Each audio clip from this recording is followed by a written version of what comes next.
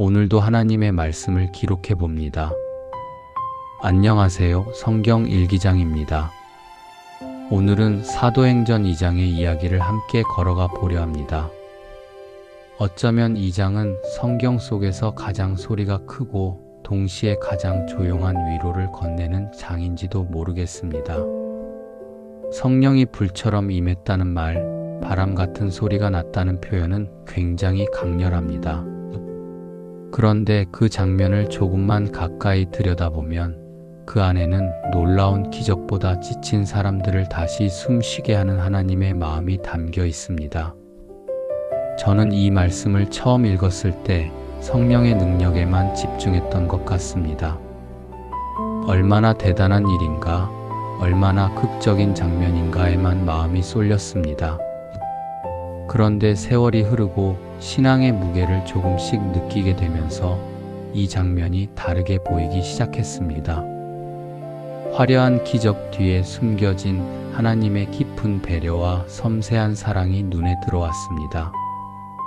오늘 이 시간 말씀을 공부한다기보다 차 한 잔 앞에 두고 이야기를 나누듯 조용히 천천히 우리 마음에 닿는 만큼만 함께 머물러 보시면 좋겠습니다.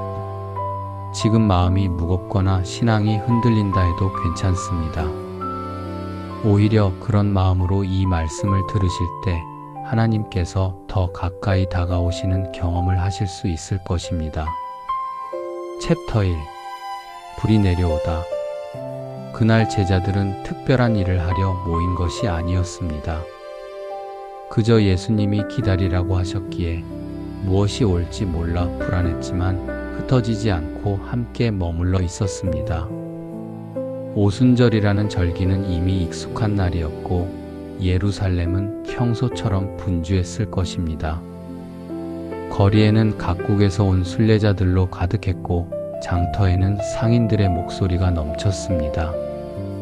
하지만 그 소란 속에서 제자들이 모여있던 그 조용한 공간에서 갑자기 설명할 수 없는 하나님의 임재가 시작됩니다. 급하고 강한 바람 같은 소리가 들렸습니다. 불의 혀처럼 갈라지는 모습이 나타났습니다. 하지만 이 장면을 너무 화려하게만 상상하지 않아도 좋겠습니다. 중요한 것은 불이 아니라 그 불이 임한 자리가 어디였는가입니다. 그곳은 용기가 넘치는 자리가 아니었습니다. 확신에 찬 사람들이 모인 자리도 아니었습니다. 오히려 두려움, 기다림, 답답함이 섞인 자리였습니다. 예수님께서 부활하신 후 승천하시기 전 제자들에게 남기신 말씀이 있었습니다. 예루살렘을 떠나지 말고 아버지께서 약속하신 것을 기다리라는 말씀이었습니다. 그런데 그 기다림이 얼마나 길게 느껴졌을까요? 하루가 지나고 이틀이 지나고 일주일이 넘어가도 아무 일도 일어나지 않았습니다. 제자들은 서로의 얼굴을 보며 속으로 물었을 것입니다. 정말 무언가가 오기는 하는 걸까? 우리가 제대로 기다리고 있는 걸까? 이렇게 계속 있어야 하는 걸까? 기다림은 언제나 어렵습니다. 특히 무엇을 기다려야 하는지조차 정확히 모를 때는 더욱 그렇습니다. 제자들은 성령이 무엇인지, 그분이 어떻게 오실지, 임하시면 무슨 일이 일어날지 전혀 알지 못했습니다. 그저 스승의 말씀을 붙들고 서로를 의지하며 기도하며 견디고 있었을 뿐입니다. 작년에 만났던 김순옥님이라는 분이 떠오릅니다. 70대 중반의 권사님이셨는데 오랜 기간 기도 제목 하나를 붙들고 계셨습니다. 아들의 사업 실패 이후 연락이 끊긴 지 3년이 넘었고 그동안 얼마나 눈물로 기도하셨는지 모릅니다. 그런데 응답은 오지 않았고 시간만 흘러갔습니다. 한 번은 제게 이렇게 말씀하셨습니다. 목사님, 저는 하나님께서 제 기도를 들으시는지 모르겠어요. 계속 기도는 하는데 아무것도 변하지 않아요. 이렇게 기다리는 게 맞는 건가요? 그분의 목소리에는 지칠 대로 지친 마음이 배어 있었습니다. 그런데 그로부터 2달 후 아들에게서 연락이 왔습니다. 짧은 문자 한 통이었지만 그 한 줄이 그분의 무너진 마음을 다시 일으켜 세웠습니다. 그 후 만났을 때 그분은 이렇게 말씀하셨습니다. 그동안 하나님께서 일하고 계셨던 거예요. 제가 보지 못했을 뿐이지 하나님은 계속 움직이고 계셨어요. 그 고백을 들으며 저는 사도행전 2장의 제자들을 떠올렸습니다. 그들도 보이지 않는 하나님의 손길을 믿으며 어둠 속에서 기다렸던 사람들이었습니다. 그리고 바로 그 자리에 성령이 임하셨습니다. 혹시 지금 우리의 마음도 그렇지 않을까요? 확실하지 않고 기도는 하는데 응답은 느껴지지 않고 그저 하루하루 버티듯 신앙을 붙들고 있는 시간 말입니다. 성령은 언제나 준비된 사람보다 기다리는 사람에게 먼저 찾아오셨습니다. 화려한 신앙이 아니라 무너지지 않고 자리를 지킨 신앙을 귀하게 보셨습니다. 성령의 임재는 소리와 불로 시작되었지만 그 본질은 소란이 아니라 평안이었습니다. 제자들의 마음속에 있던 두려움과 불안이 사라지기 시작했습니다. 흔들리던 믿음이 단단해지기 시작했습니다. 말하지 못하던 입이 열리기 시작했습니다. 성령은 화려한 것을 주시려 온 것이 아니라 무너진 것을 다시 세우시려 오셨습니다. 오늘 이 말씀이 기다림에 지친 마음을 조금이나마 안아주기를 바랍니다. 지금 아무 일도 일어나지 않는 것처럼 보인다 해도 하나님은 우리의 기다림을 헛되게 하지 않으십니다. 잠시 마음을 가라앉히고 이렇게 속으로 기도해 보셔도 좋겠습니다. 하나님, 지금 제 자리에 와 주십시오. 이 한 문장으로도 충분합니다. 성령은 거창한 기도가 아니라 진심 어린 초대에 응답하십니다. 혹시 지금 신앙의 자리에서 무언가를 기다리고 계신가요? 그 기다림이 너무 길게 느껴져서 포기하고 싶은 마음이 드신 적은 없으신가요? 그렇다면 제자들의 모습을 떠올려 보십시오. 그들도 우리와 똑같은 사람들이었습니다. 완벽하지 않았고 확신도 없었으며 때로는 의심도 했습니다. 하지만 그들은 자리를 지켰습니다. 그리고 그 자리에 하나님께서 오셨습니다. 챕터 2. 언어의 기적. 성령이 임하자 제자들의 입에서 이상한 일이 일어납니다. 배우지 않았던 언어들이 흘러나오기 시작합니다. 갈릴리 사람들이었던 그들이 갑자기 바데인의 말, 메데인의 말, 엘람 사람의 말을 하기 시작한 것입니다. 그리고 그 말을 듣는 사람들은 깜짝 놀랍니다. 각자 자기 나라 말로 자기 마음에 익숙한 언어로 하나님의 큰 일을 듣게 되었기 때문입니다. 여기서 중요한 것은 다른 말을 했다는 사실이 아니라 이해되었다는 사실입니다. 성령은 혼란을 만들지 않으셨고 오히려 흩어졌던 마음들을 하나로 잇는 일을 하셨습니다. 오순절에 예루살렘에 모인 사람들은 각기 다른 곳에서 왔습니다. 언어도 달랐고 문화도 달랐으며 살아온 배경도 제각각이었습니다. 하지만 그날 그들은 하나님의 말씀을 각자의 언어로 들으며 같은 마음으로 감동받았습니다. 우리는 종종 같은 말을 하면서도 서로를 이해하지 못합니다. 가족 안에서도 교회 안에서도 말은 오가지만 마음은 멀어질 때가 있습니다. 같은 한국어를 사용하는데도 불구하고 세대가 다르면 대화가 어렵고 처지가 다르면 공감이 어렵습니다. 부모는 자식을 이해하지 못하고 자식은 부모를 답답해합니다. 목회자는 성도를 안타까워하고 성도는 목회자를 멀게 느낍니다. 그런데 사도행전 2장에서 성령은 사람들에게 새로운 언어를 가르치기보다 서로의 마음에 닿는 길을 열어주십니다. 문제는 언어가 아니라 마음이었습니다. 성령은 그 마음의 문을 여셨고 사람들은 비로소 하나님의 음성을 제대로 듣기 시작했습니다. 듣는 것만이 아니라 느끼고 받아들이기 시작했습니다. 몇 년 전 교회에서 만난 이종만님이라는 분이 있었습니다. 60대 후반의 집사님이셨는데 결혼한 딸과의 관계가 몹시 불편하다고 고민을 털어놓으셨습니다. 딸은 엄마가 자기 삶에 너무 많이 관여한다고 느꼈고 엄마는 딸이 조언을 무시한다고 서운해했습니다. 같은 집에 살았던 시절보다 멀리 떨어진 지금이 더 마음이 멀다고 하셨습니다. 통화를 해도 어색하고 만나도 할 말이 없고 그렇다고 안 보자니 마음이 아프다고 하셨습니다. 그런데 어느 날 그분이 기도 중에 깨달은 것이 있었다고 합니다. 자신이 딸에게 하던 말이 사실은 조언이 아니라 간섭이었다는 것을요. 걱정이라는 이름으로 포장했지만 실제로는 통제하고 싶은 마음이었다는 것을요. 그 후 대화의 방식을 바꾸기 시작했습니다. 말을 줄이고 듣는 시간을 늘렸습니다. 조언하고 싶은 마음을 참고 공감하려 애썼습니다. 그러자 조금씩 변화가 일어났습니다. 딸이 먼저 전화를 하기 시작했고 가끔 고민을 털어놓기도 했습니다.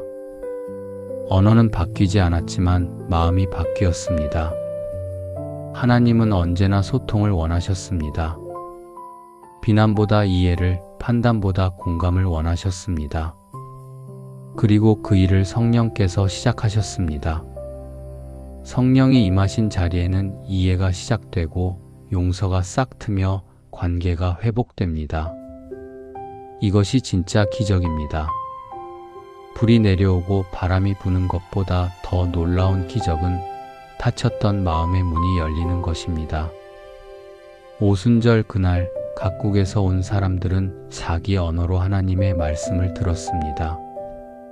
이것은 단순히 번역의 문제가 아니었습니다. 하나님께서는 각 사람의 마음에 가장 잘 닿을 수 있는 방식으로 말씀하고 계셨던 것입니다. 어떤 이에게는 위로의 언어로, 어떤 이에게는 도전의 언어로, 어떤 이에게는 회개의 언어로 들렸을 것입니다. 같은 말씀이었지만 각자가 필요한 메시지를 받았습니다.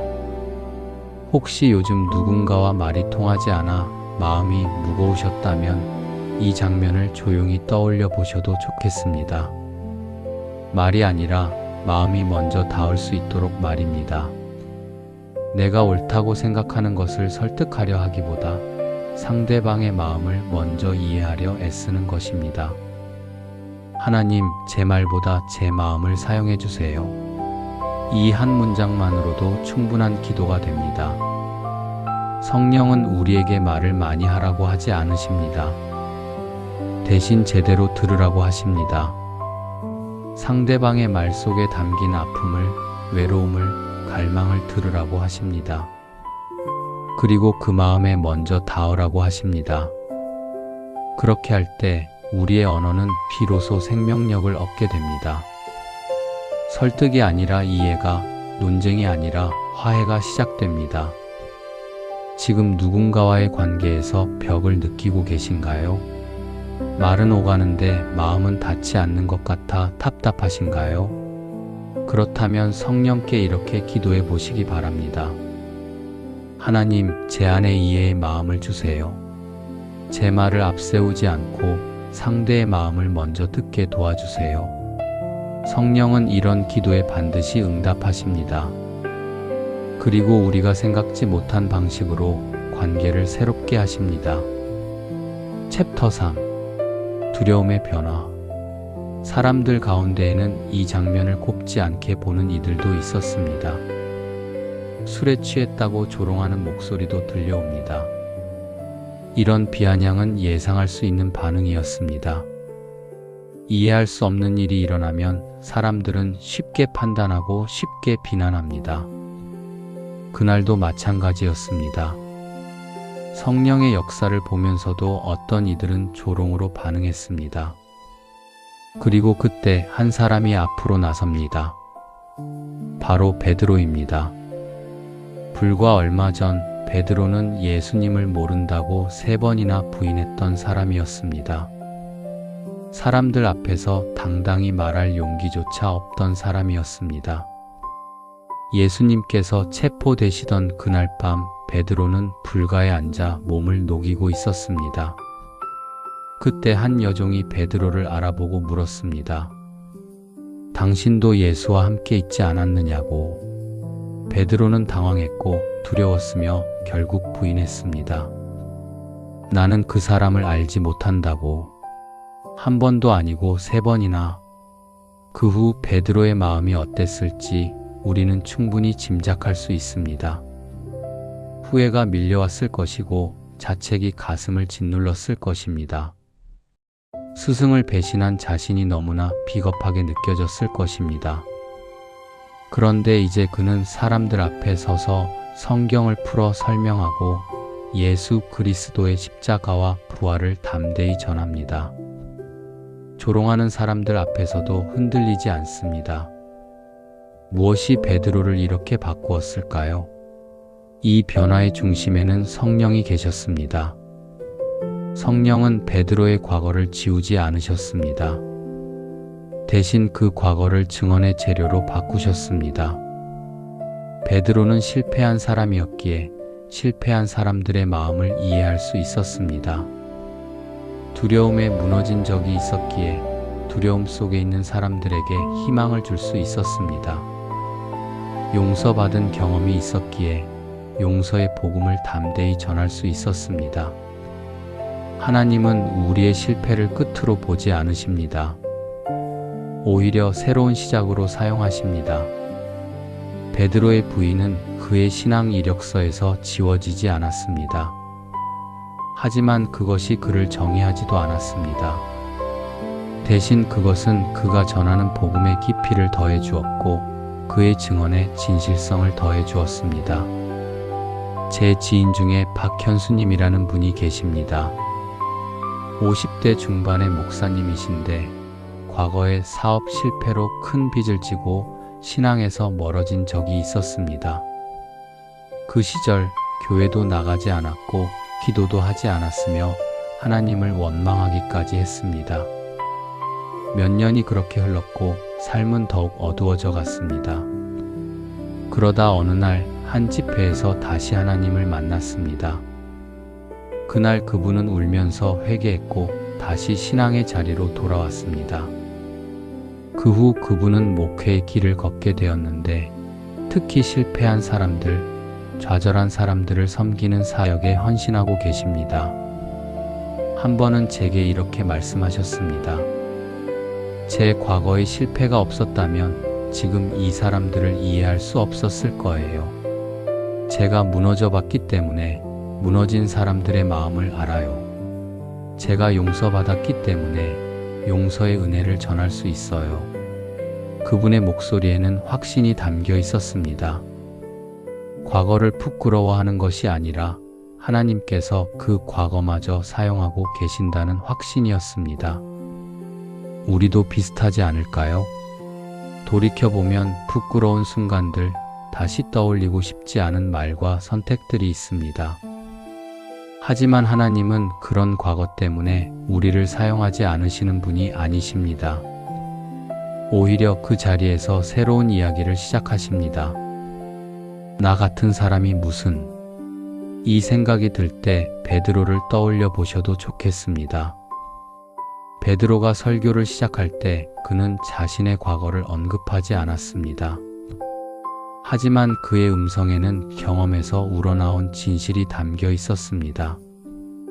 그는 요엘서를 인용하며 성령의 부으심을 설명했고 다윗의 시를 인용하며 예수님의 부활을 증거했습니다. 논리도 있었고 성경적 근거도 탄탄했습니다. 하지만 무엇보다 그의 말에는 생명이 있었습니다.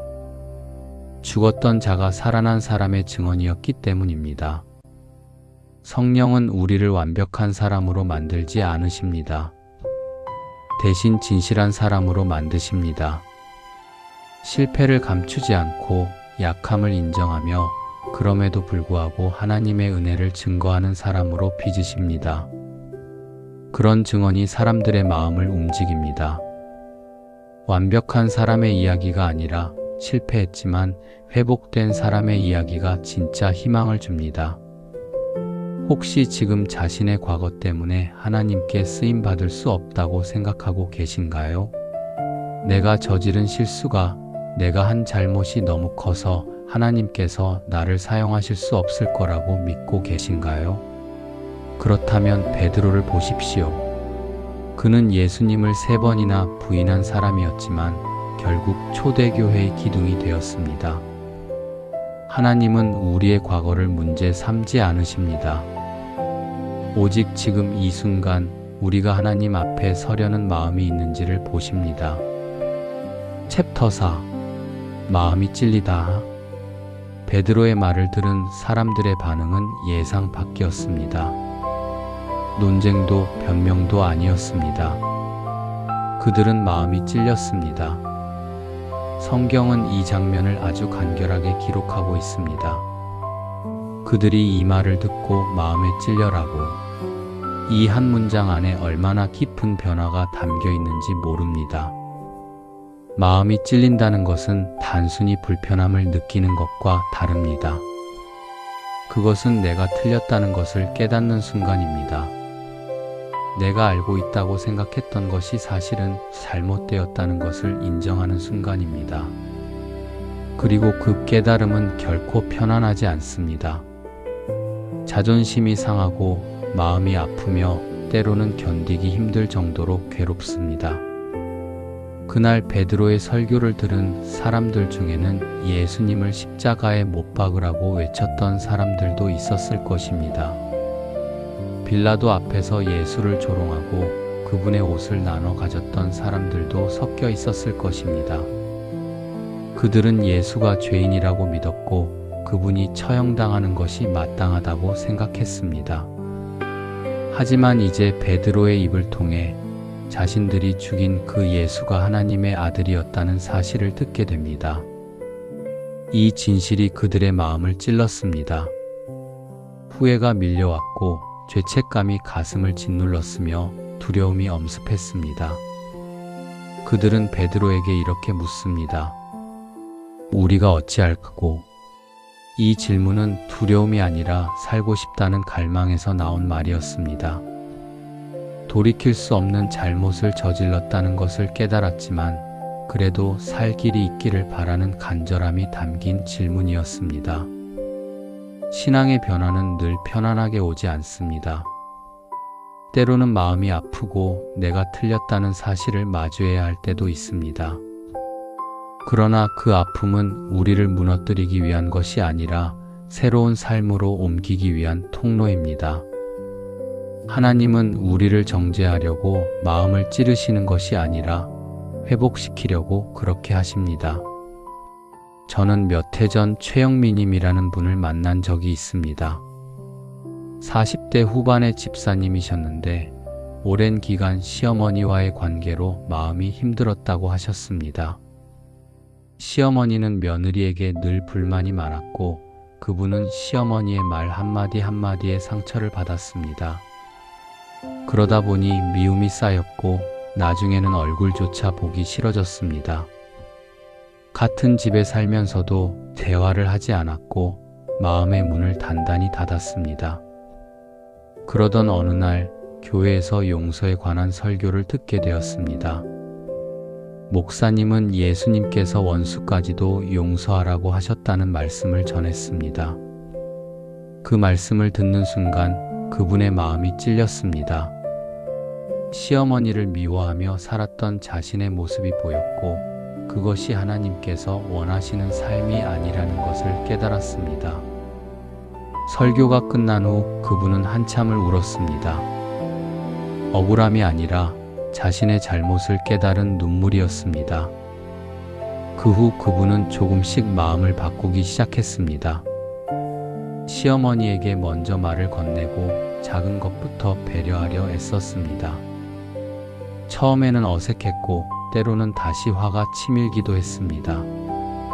하지만 포기하지 않았습니다.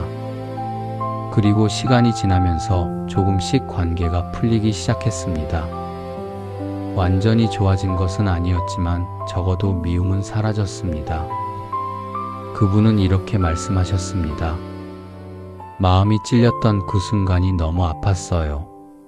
하지만 그 아픔이 저를 살렸어요. 그 아픔 없이는 저는 평생 미움 속에서 살았을 거예요. 마음이 찔린다는 것은 고통스럽지만 그것은 우리가 아직 살아있다는 증거입니다.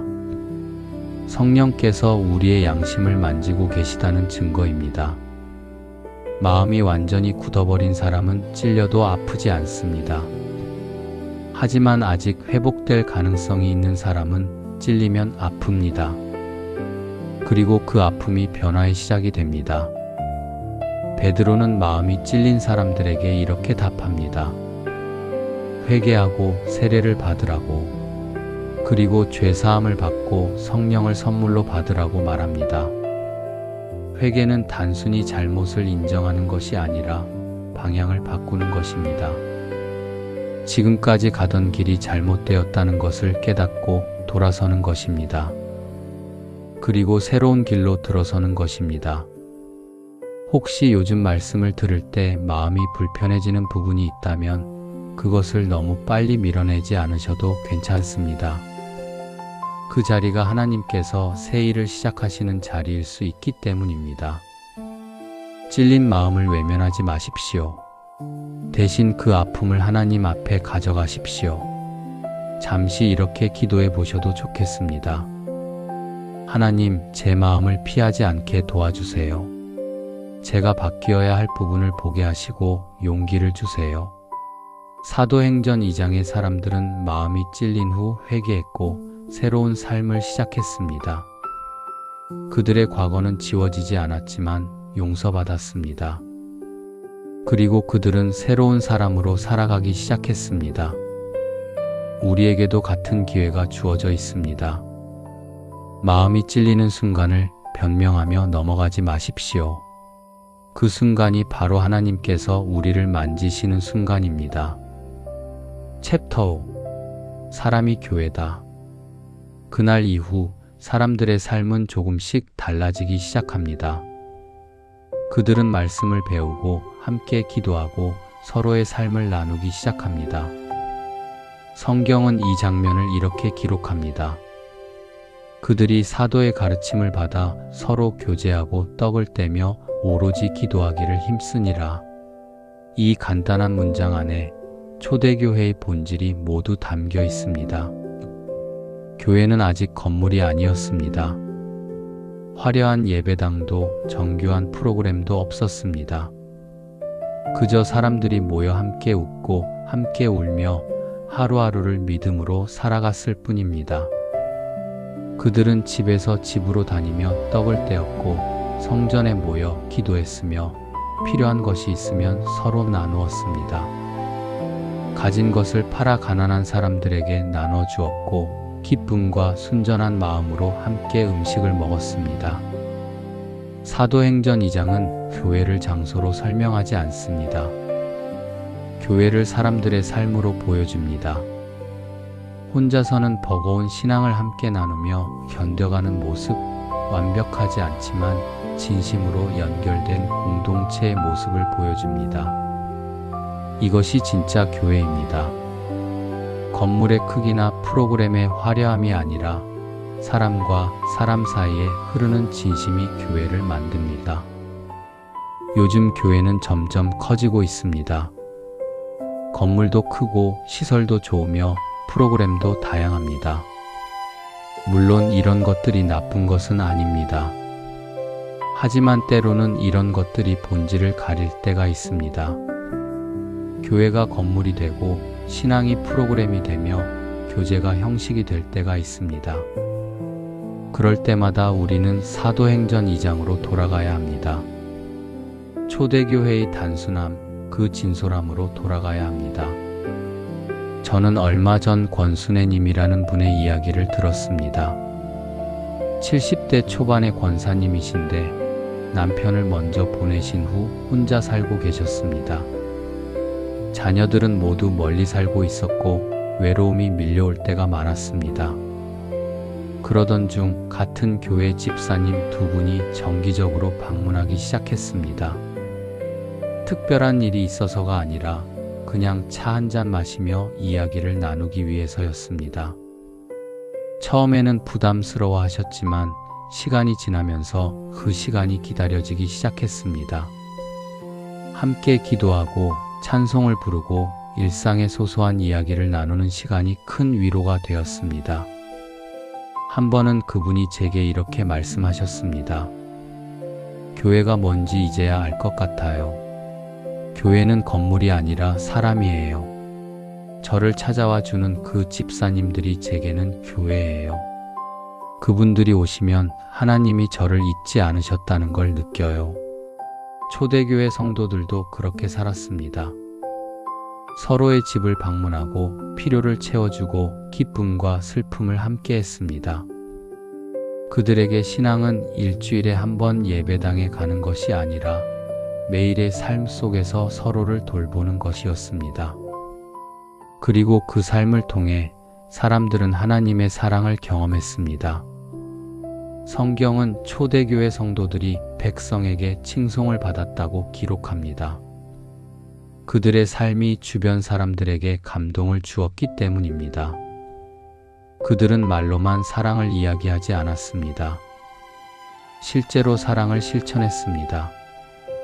가난한 사람을 돌보고 외로운 사람을 찾아가며 필요한 사람에게 나눠주었습니다. 그리고 그 삶을 본 사람들이 하나님께로 돌아왔습니다. 혹시 지금 신앙이 외롭게 느껴지신다면 이 장면이 작은 위로가 되었으면 합니다.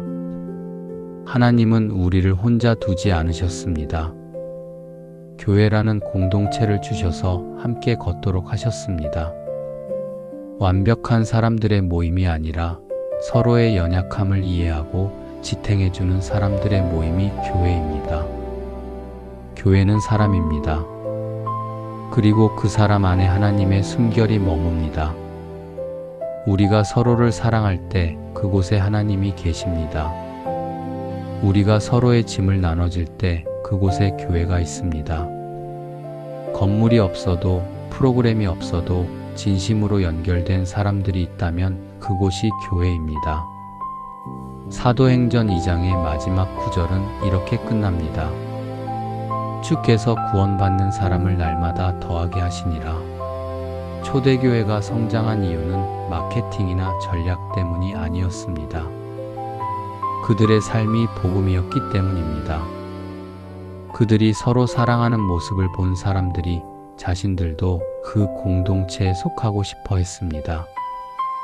혹시 지금 교회 생활이 형식적으로 느껴지신다면 작은 것부터 시작해 보시면 어떨까요?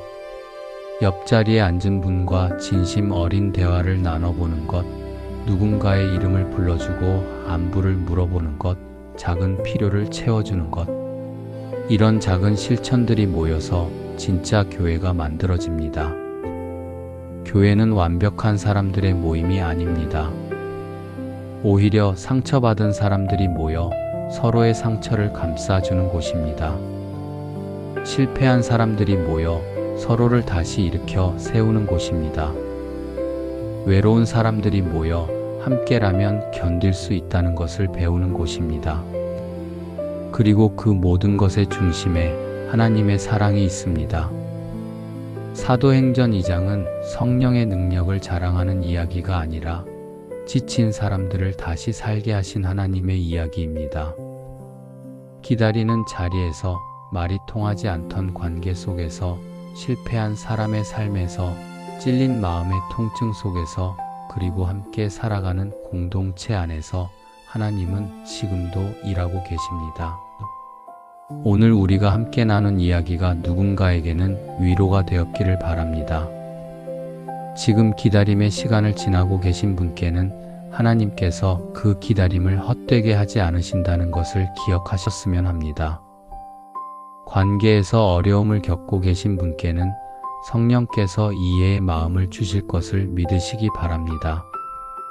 과거의 실패 때문에 주눅들어 계신 분께는 베드로처럼 하나님께서 그 과거마저 사용하실 것을 확신하시기 바랍니다.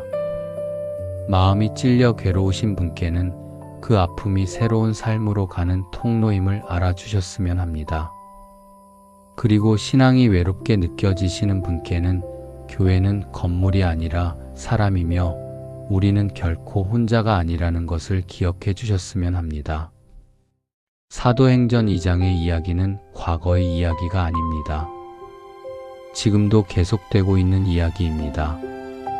하나님은 여전히 성령을 부어주시고 여전히 사람들의 마음을 만지시며 여전히 공동체를 통해 일하십니다. 우리는 그 이야기의 일부입니다. 완벽하지 않아도 연약해도 때로는 실패해도 괜찮습니다. 하나님은 그런 우리를 통해 일하십니다. 오늘 이 말씀이 조금이라도 마음을 따뜻하게 덮여주었다면 그것으로 충분합니다. 이 길을 혼자가 아니라 함께 천천히 걸어가 보고 싶지 않으신가요? 우리 앞에는 여전히 가야 할 길이 남아있지만 성령께서 함께 하시고 서로가 함께 있다면 그 길을 충분히 걸어갈 수 있습니다. 잠시 조용히 기도하는 시간을 가져보시면 좋겠습니다. 오늘 말씀 중에서 마음에 가장 깊이 닿았던 부분을 떠올려 보십시오. 그리고 그것을 가지고 하나님과 대화해 보십시오. 긴 기도가 아니어도 괜찮습니다. 한 문장으로도 충분합니다. 하나님, 제 기다림을 기억해 주세요. 하나님, 제 관계를 회복시켜 주세요.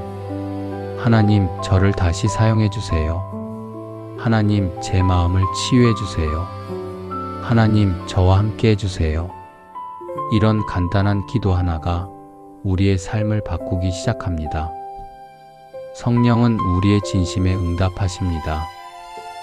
화려한 말이 아니라 진실한 마음에 임하십니다. 그리고 우리가 생각지 못한 방식으로 우리의 삶을 새롭게 하십니다. 오늘 하루도 이 말씀과 함께 걸어가시기 바랍니다. 혼자가 아니라는 것을 기억하시고 하나님께서 지금도 일하고 계신다는 것을 믿으시기 바랍니다. 그리고 작은 것부터 시작해 보십시오. 누군가에게 먼저 말을 건네보고 작은 사랑을 실천해보고 함께 기도해 보십시오. 그렇게 한 걸음씩 나아갈 때 우리는 사도행전 2장의 이야기를 오늘도 살아가게 됩니다. 오늘도 하나님의 말씀을 기록해 봅니다.